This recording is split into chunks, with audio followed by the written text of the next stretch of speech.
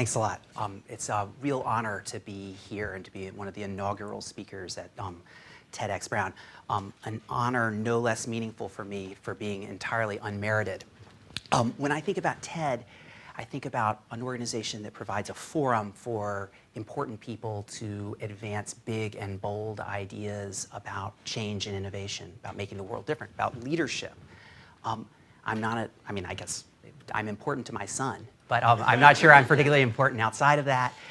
My ideas, my research, as it was referred to somewhat generously, is about obscure books from the 1940s and 1950s that only about 200 people in the world other than me read or care about, though we fight vigorously over them. And I know almost nothing about innovation. I know so little about innovation that when, in fact, I got invited to speak about TED, and then I learned that, in fact, all of the talks weren't supposed to be about the open curriculum, I cringed. I thought, oh my goodness, what am I going to say about innovation? I don't even know what it would be like to do something innovative as a teacher. I don't know what an innovative class would look like. I finished a class today by giving a lecture. I think people have been giving lectures in universities now for 500 years.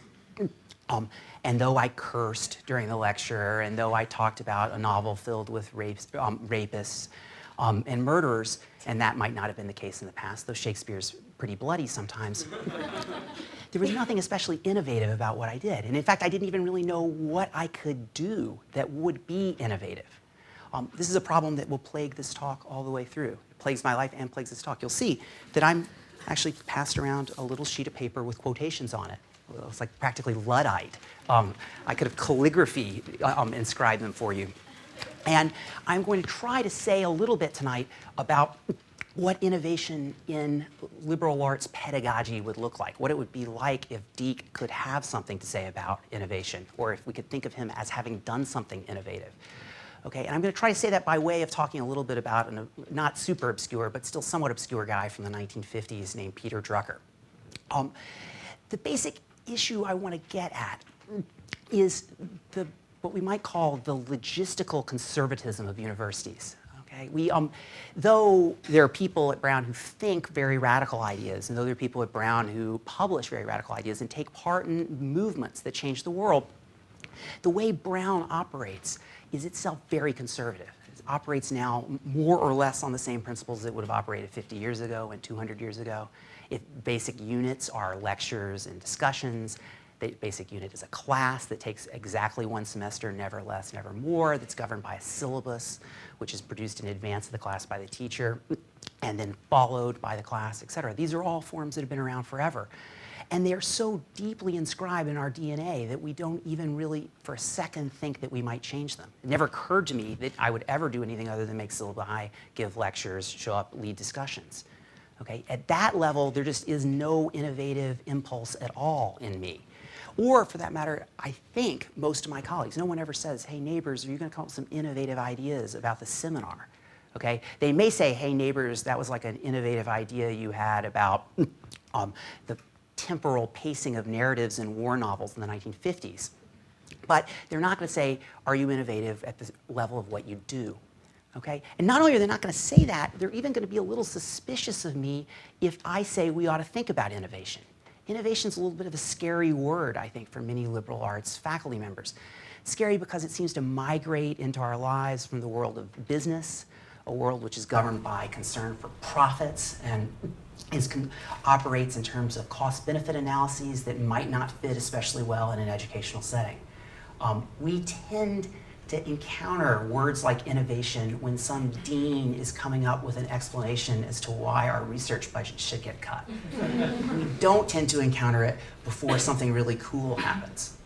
So there is a way in which we aren't merely indifferent to innovation. You know, it's not just the case we don't really do a whole lot of it. There's also a sense in which we're actively opposed to it.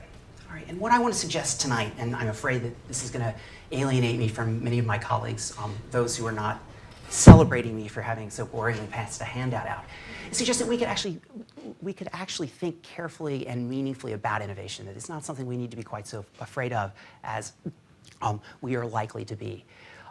Our fear of innovation, I think, derives from our sense that it's a business term and that businesses are about profit. All right, we've learned this because we read Milton Friedman. In 1970, Milton Friedman said that the only social ethical responsibility of a business, this is passage 2 on your handout, is to make money, okay? And we tend to think that's what businesses do. They make money. We don't make money. We make, what do we make? We make critical thinkers. We inculcate certain habits of mind. Money, revenue is outside of our bailiwick. But of course, thinking about businesses in terms of money is not the only way to think about them.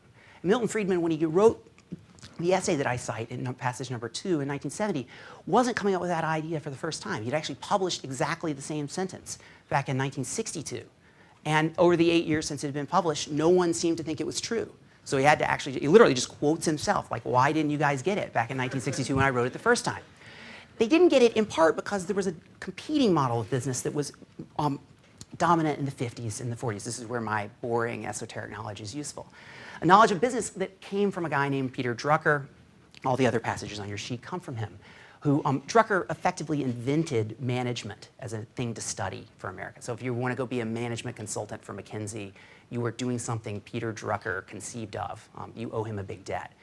And in the book in which he more or less invented management, it's called The Practice of Management, he begins, the second chapter is called What is a Business?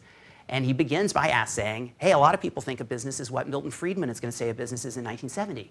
But that's not right. That's totally full of shit. Businesses don't exist to make money. What they exist to do is create customers. All right? And of course, when you begin to think of businesses as creating customers rather than making money, they begin to look a lot more like English departments. What do we do after all? We create critical thinkers. What are critical thinkers? They're customers for Deak's bullshit about murder courses. Okay? I was doing Peter Drucker business when I thought I was radically opposed to capitalism. Okay? Now, when Drucker talks about the importance of customers, he's immediately going to get the back of faculty up. Nothing is more disturbing than thinking of your students as your customers. Nothing's more disturbing, that is, than having the parents of your students email you and ask why the grade was low. Don't you realize I'm paying your salary? To which we always want to say, hey, the customer isn't a student. That model doesn't really work. It doesn't work because the student wants a certain kind of hierarchy between faculty member and student. In other words, wants to be learning from the professor. It's in some sense that structure is what the student's committed to. And it is meaningful, that structure is meaningful in a way that tends to undermine the idea that the student shows up and just gets some stuff and goes away and the professor provides it. In fact, the student is often pursuing something other than his own satisfaction or her own satisfaction, of course. If you think about organic chemistry, a course that doesn't always get great evaluations, and in fact, shouldn't get great evaluations exactly. If I developed an organic chemistry pill that gave you all of the knowledge of an organic chemistry class, and let's imagine the pill tasted really good, okay? And all you had to do instead of doing organic chemistry was show up and get the pill, and then you would know everything in organic chemistry. I would imagine I would get great evaluations. Okay, boy, Deak made organic chemistry painless. But in making it painless, I of course would also make it useless, because medical schools would then have to go find some other way to test your masochist resolve to study science. Okay? In other words, the point here is partly that students aren't just buying something, they're buying a process which doesn't always redound to their pleasure, sometimes redounds partially to their pain. The broader point, though, is that students have interests that include getting knowledge from us, but also include things beyond the knowledge we might offer them. What I guess I'd like to say about this is that a student-oriented perspective doesn't lead us necessarily to say, hey, students are pure customers, okay, in the sense they buy things, but a student-oriented perspective causes us to think about teaching outside of the bounds of student performances within our classes. Universities are filled with ways of measuring people. We're in fact doing lots of measurement now. It's called exams, okay, and you will all be measured. Almost all of those mechanisms of measurement are internal to classes. I'm very good at figuring out whether people get better at the things I ask them to get better at over the course of the semester. I am really crappy at figuring out whether they're getting better at that makes them better at anything else in the world. I have no idea. Okay? I don't even know where to begin conceiving of that question. And it's for that reason, and it's in those terms, that it's hard for me to think about things in terms of innovation. Okay? I can think about how I might teach better. God knows, after finishing this course where I had to give lectures to what started out as an audience of 200 and quickly became an audience of about 50 this spring. There's lots that I can get better at. But none of that is going to exactly tell me how to get better at the broader educational experience. None of that's going to make me a leader in the sense that TED is about. In order to be a leader of that kind, I would need some feedback that would come from outside of my class. This is what Drucker thinks profit does. It teaches you whether you're succeeding. It's not what you pursue, it's a way of letting you know if you're working. And what I want to suggest is that part of the problem universities have in being innovative, or one of the ways that they avoid the occasion to be innovative, one of the reasons that faculty members like me don't really have any innovative ideas, at least about how universities work, is that we don't get very much information outside of the particular internal units of classes. I don't know, for instance, if the students who take my classes do better in later English courses because they took my class. I don't know if they do better in other humanities courses after taking my class. I don't know if they do better in other classes in the university in general. I have no idea of that. I don't know if they do better on standardized tests. I don't know what I'm giving students other than the particular esoteric knowledge I began tonight by telling you you wouldn't want. Okay? In other words, I only can provide what we might call small ideas to students. And I can only hope that in their absorbing those small ideas, they become what I call a critical thinker. It seems to me as though the first step to something like pedagogical innovation for a university is the compiling of this data. Okay? This is just a modest proposal, so that we can actually know what our classes do to students' further academic careers. A little tiny thing. This doesn't have anything to do with getting longitudinal data about whether they divorce down the road or anything like that. Okay? Or I spend a lot of time in one of my classes talking about, I have devised a scheme that enables, or seems to enable, from my perspective, consensual necrophilia. So it could be that as a result of taking this class, lots of my students become necrophiliacs. I'm not asking for that kind of data. I just want to know if they do better in the next English class. The point here is that innovation depends upon the capacity of someone to think outside of the perspective of the practice in which he is engaged. And that businesses get that kind of innovation almost automatically by virtue of certain kinds of profit requirements. In some sense, it's not that English departments aren't, the reason we have trouble with innovation isn't that we're not in the business of profits.